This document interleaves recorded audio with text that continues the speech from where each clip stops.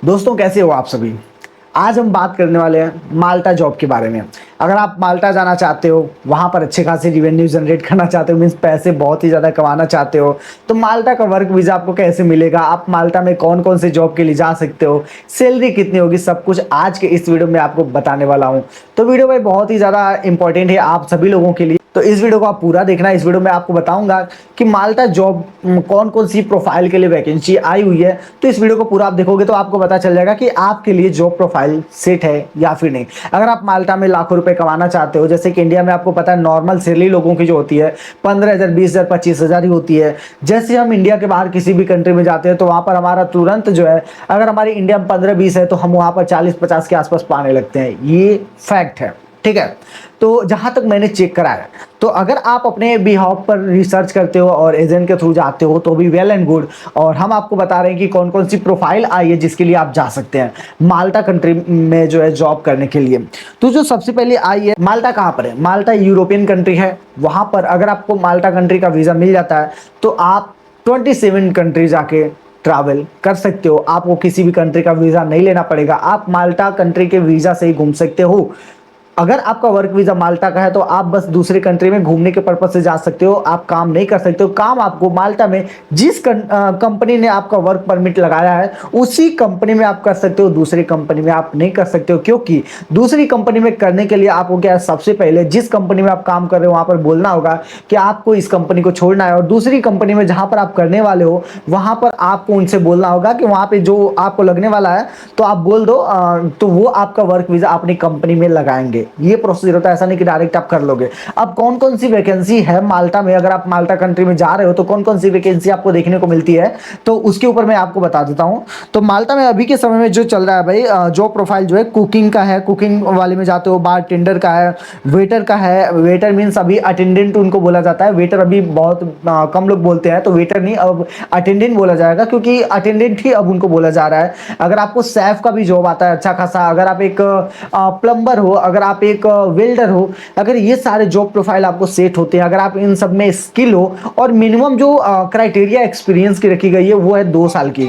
अगर आपके पास 2 साल का मिनिमम एक्सपीरियंस है तो आप इन सारे जॉब प्रोफाइल के लिए अप्लाई कर सकते हो। फ्रेशर को वो लोग अभी मतलब कि ज्यादातर एक्सेप्ट नहीं करें। अगर फ्रेशर में आप जाते हो तो भाई कब कौन सा आपको जॉब पकड़ा देंगे कुछ कह नहीं सकते, इसलिए फ्रेशर में मत जाओ। अगर आपको 2 साल से ज्यादा का एक्सपीरियंस है, 2 साल का एक्सपीरियंस है, तो आप माल्टा जा सकते हो, इन सारी कंट्री में जा सकते हो आप जॉब करने के लिए। और एक चीज आपको पता होगा, जब हम किसी भी कंट्री में जाते हैं ना, तो उस कंट्री में जाते हैं हम, तो हमें जो है पीसीसी बहुत कंपलसरी हो जाता है उस कंट्री के लिए बनवाना।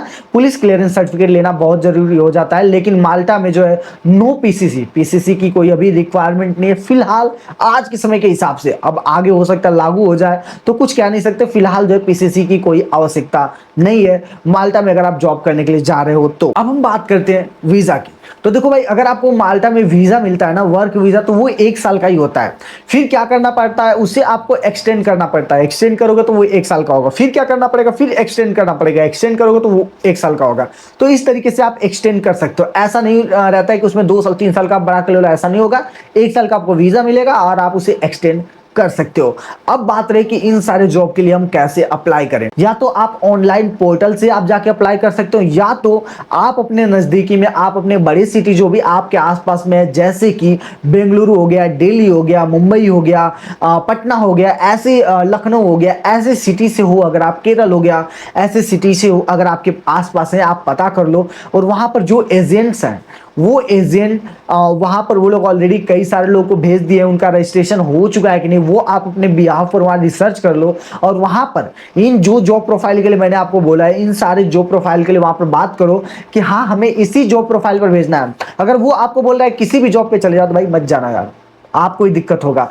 पर्टिकुलर जॉब प्रोफाइल पर अगर आप जाते हो तो आपको जो है वहां पर अच्छी खासी रिवेन्यू मिलेगी। अगर देखो, आपने सुना होगा ना कि कुछ लोग, कुछ एजेंसियां जो भेजते हैं, जो एजेंट लोग भेजते हैं, कुछ लोगों का वीजा रिजेक्ट हो जाता है। पता ही क्यों होता है? वर्क वीजा रिजेक्ट होने का पीछे का रीजन क्या है कि हमें जो है, हमने काम कुछ और सीखा है। जैसे कि अगर हम सैफ की जॉब के लिए जा रहे हैं, सैफ जैसे कि वहां पर इंडियन रेस्टोरेंट है और सैफ खाना पकाने के लिए हम जा रहे हैं, और हमारे पास 2 साल का एक्सपीरियंस है। अब वो एजेंट क्या करता है कि सैफ की जगह ना भेज के वो दूसरी किसी नौकरी के लिए वो आपका डाल देता है और वहां के लिए आपको भेज देता है। जब आपका एम्बेसी में चेक किया जाता है, जो यहाँ माल्टा की एम्बेसी वहाँ पे चेक किया जाता है, तो उसमें दिखता है भाई इस बंदे का तो एक्सपीरियंस जो है सैफ में है और ये जा रहा है कोई और जॉब करने, तो इस केस में जो है आपका जो है वर्क वीजा को कैंसिल कर दिया जाता है। ठीक है, तो जब भी आप किसी भी एजेंट के थ्रू आप अगर बाहर जाना चाहते हो, माल्टा देश में जाना चाहते हो, माल्टा कंट्री में जाना चाहते हो, वर्क वीजा के लिए अप्लाई करवा रहे हो या उनसे बोल रहे हो कि आप इसको जॉब प्रोफाइल पे जाना है, तो आप जिसमें आपको स्किल है, जिसमें आपने काम करा है, जिसमें आपको पर्टिकुलर स्किल है, आपको उसी में अपना जॉब अप्लाई करना है। किसी में भी ऐसे आप अप्लाई मत करना भाई अपने जॉब को, बिना अनस्किल में तो बिल्कुल भी मत जाना। अगर आपको किसी पर्टिकुलर फील्ड में स्किल है, अगर उसमें स्किल है, ड्राइवर वगैरह की भी स्किल है और एक्सपीरियंस है 2 साल का, तो आप माल्टा कंट्री के लिए अप्लाई करो जॉब के लिए। डेफिनेटली आपको अच्छा खासा वेतन मिलेगा और वहां पर जो वेतन है भाई आपको 30,000 से लेके 2 लाख के बीच में मिलेगा।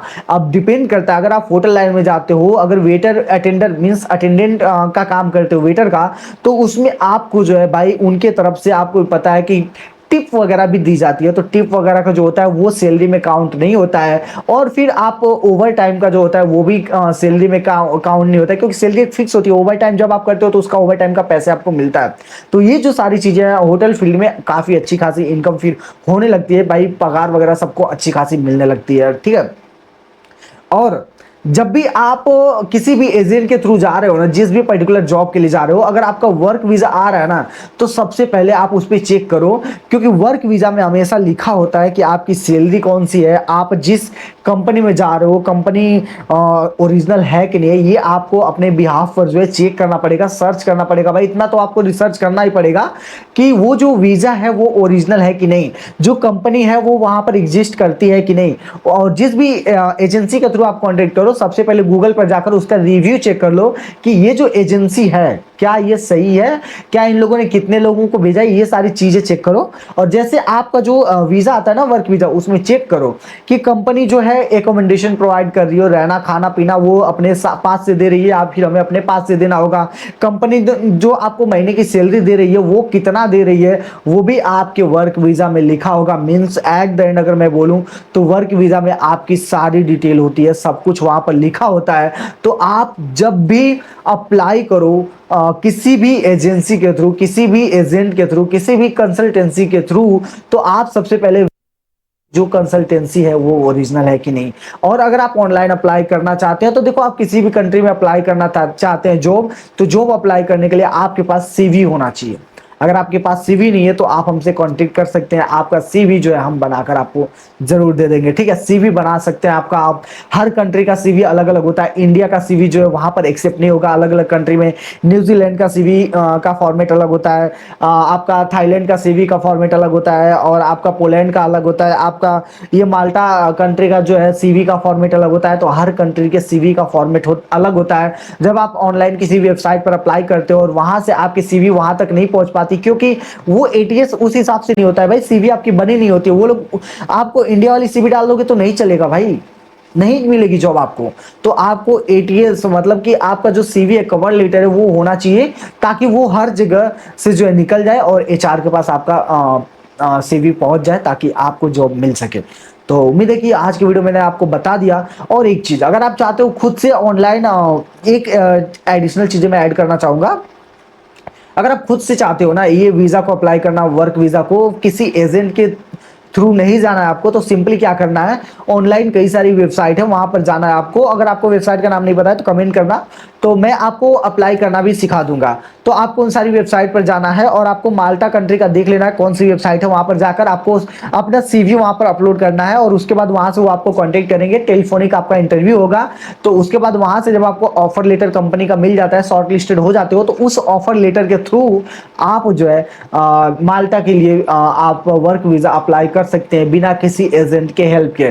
कोई भी दिक्कत नहीं होगा भाई। आपके पास पासपोर्ट होना चाहिए, इनविटेशन लेटर होना चाहिए, आपका वहां से ऑफर लेटर होना चाहिए, आपका जो डॉक्यूमेंट है ये सारे होना चाहिए, पासपोर्ट साइज फोटो होना चाहिए। ये सारी चीजें अगर हैं तो भाई कोई दिक्कत नहीं है, आप खुद से अप्लाई कर लो, किसी एजेंट की आवश्यकता ही नहीं है, अगर आप शॉर्ट लिस्टेड हो जाते हो तो। ठीक है, तो पूरा प्रोसीजर मैंने आज की इस वीडियो में बता दिया। अगर आपको वीडियो अच्छी लगी हो तो भाई कमेंट करो, और चैनल पर पहली बार आए हो तो चैनल को भी आप सब्सक्राइब कर देना। मिलते हैं हम आपसे किसी और नए वीडियो में किसी और नए अपडेट के साथ। Okay, bye bye and take care.